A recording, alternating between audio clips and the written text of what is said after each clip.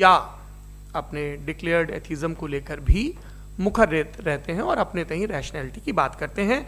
देवियों और सज्जनों, डज गॉड एग्जिस्ट? इस सवाल का जवाब सब अपने अपने तहीं खोजने की कोशिश कर रहे हैं। कोई इसको गॉड डैम पार्टिकल की खोज बताता है, कोई गॉड पार्टिकल की खोज बताता है, कोई हिग्स बोसान की खोज बताता है, कोई ये सवाल जवाब तलाशने की कोशिश करता है कि मास एग्जिस्टेंस में आखिर आया कैसे, हुआ क्या था, सृष्टि के पहले, समय के पहले क्या था। और कोई ये कहता है कि ये सारी खोजें जिस मस्तिष्क में हो रही हैं प्रकृति के क्रम में, वो कैसे विकसित हुआ। मैं उम्मीद करता हूँ कि हम आज अस्सलामु अलैकुम वरहमतुल्लाहि वबरकातुहू। नाजरीन, आप सबसे पहले इस वीडियो को मुकम्मल देखिए। दूसरी चीज, हमारे जावेद अख्तर साहब जरूर गॉड ऑफ गैप्स की मिसाल भी जरूर देंगे और मिसाल देंगे कि पहले ज़माने में बिजलियां कड़कती थी तो लोगों ने किसी एक खुदा की तरफ और बारिश होती थी तो दूसरे खुदा की तरफ मंसूब कर दिया, उनके पास दलील नहीं थी। यह हमारा वर्ल्ड व्यू है ही नहीं, यह हमारा वर्ल्ड व्यू है ही नहीं, क्योंकि नेचुरल फिनोमेना के प्रोसेस की इंटरप्रिटेशन को जान लेने से यह कहां से साबित हो गया कि गॉड एग्जिस्ट नहीं करता है। इस पर मैं इंशाल्लाह अभी आगे बात करूंगा।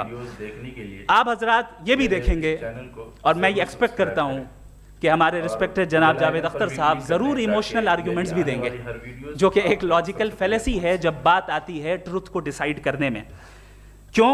मिसाल के तौर पर वो कहेंगे कि अगर गॉड है तो ईविल क्यों एग्जिस्ट करता है, जबकि मैं कहता हूं ईविल का एग्जिस्ट करना गॉड के एग्जिस्ट करने की दलील है, उसके खिलाफ नहीं है।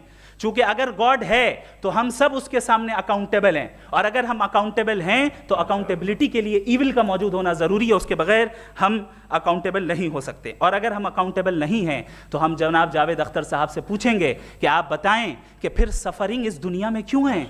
अगर खुदा नहीं है तो सफरिंग क्यों है? और उन लोगों के जज्बे का क्या जिनके अंदर सफरिंग के बाद इंतकाम लेने का जज्बा पाया जाता है और वो इस दुनिया से ऐसे ही चले गए, क्या उनकी सारी तकलीफें बेकार चली जाएंगी? अब आ जाएं उसी एग्जाम्पल की तरफ कि बॉल, मुझसे अगर कोई पूछे इस बॉल को किसने बनाया और या इस एक्सपेंडेड बॉल को किसने बनाया, मैं कहूंगा कि चूंकि ये यूनिवर्स और इस यूनिवर्स की तमाम चीज़ें कॉन्टिंजेंट हैं। कॉन्टिंजेंट होने का मतलब ये होता है कि जो अपने एग्जिस्टेंस पे किसी के ऊपर डिपेंड करती हो, तो जाहिर है ये यूनिवर्स कॉन्टिंजेंट है। और अगर कोई चीज़ कॉन्टिंजेंट नहीं है तो मैं रिक्वेस्ट करूंगा कि मुझे दिखा दें कि कौन सी चीज़ यूनिवर्स में कॉन्टिंजेंट नहीं है, हम भी ज़रा गौर कर लें और हम भी देख लें। और जब कॉन्टिंजेंट चीज़ें मौजूद हैं तो फिलोसोफर्स की इस्तिलाह के मुताबिक, हम उस टर्मिनोलॉजी के मुताबिक हम उस जगह तक पहुंचते हैं और उस हस्ती तक पहुंचते हैं जिसे नेसेसरी बीइंग कहा जाता है, कि ये वो नेसेसरी बीइंग है जिसका मौजूद ना होना नामुमकिन हो। चूंकि अगर ये मौजूद ना हो तो सारी चीज़ें एग्जिस्टेंस में आएंगी ही नहीं, और ये सारी कॉन्टिंजेंट चीज़ें उसी के ऊपर डिपेंड करती हैं। अब अगर आप ये सवाल करते हैं कि फिर उस हस्ती को किसने बनाया, फिर उसका कॉज क्या है, फिर उसका कॉज क्या है, फिर उसका कॉज क्या है, और एंडलेसली चले जाएं, इसे हम कहते हैं इन्फिनिट रीग्रेस ऑफ कॉजेज, जो कि लॉजिकल फैलेसी है। कॉन्सेप्चुअली इन्फिनिटी पॉसिबल है। मिसाल के तौर पे न्यूमेरिकल्स 1 2 3 गिनते चले जाएं, इन्फिनिट नंबर्स हैं। मैं कॉन्सेप्चुअली बात नहीं कर रहा, प्रैक्टिकली रियलिटी में साबित करके दिखाएं कि infinite regress of causes possible हैं या नहीं। अगर पॉसिबल हैं तो हम मान लेंगे, मिसाल दे दें, और पॉसिबल नहीं है तो एक ही ऑप्शन बचता है जिसे हम कहते हैं नेसेसरी बीइंग। ऐसी नेसेसरी बीइंग जो इंडिपेंडेंट है, क्योंकि अगर वो डिपेंडेंट हुई तो वो नेसेसरी नहीं रहेगी। ऐसी इंडिपेंडेंट बीइंग जो इटर्नल है, अगर वो इटर्नल नहीं होगी, उसकी बिगिनिंग होगी तो वो खुद कॉन्टिंजेंट है।